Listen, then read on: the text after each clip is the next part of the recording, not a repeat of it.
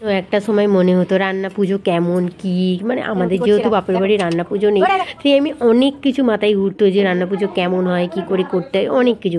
কিন্তু আমার শ্বশুরবাড়ি কিন্তু রান্না পুজো আছে। আর এদিকে দেখো আমরা কিন্তু বিকেল হতেই আনাজ কাটতে বসে পড়েছি।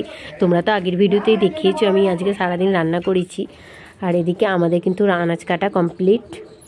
দেখো এইখানে হচ্ছে রান্না পুজো সব বাসন দেখা হয়েছে। আর এই যে আনাজগুলো কাটা হয়ে গেছে, দেখো আমি সব গুছিয়ে রেখেছি। আর আলুটা একটু জল ঝরাতে দিয়েছি জানো তো, তারপরে নুন হলুদ মাখাবো। তারপরে তোমার সাথে কথা বলছি। এই ফল খেতে ভুলেই গেছিলাম, তাই এখন ফলগুলো কেটে নিচ্ছে। আর তখন মনে হলো জানো তো, সেই দামে ভালো আর নামে খারাপ এরকম একটা কথাই আছে, সেরকমই। আর এখন বাজে ধরো 5টা, এই সবে মাত্র আনাজ টানাজ কেটে আর ধুয়ে রেখে নুন হলুদ এখনও মাখাইনি। আর আমি তো যেহেতু জ্বর হয়েছে চান টান করবো না, তোমাদের দাদা গেল মাছ আনতে। তো ও গেল মাছ আনতে, তোমাদের সাথে কি কি মাছ আনলো, কি কি করলাম সব কিছু শেয়ার করবো, তো দেখতে থাকো।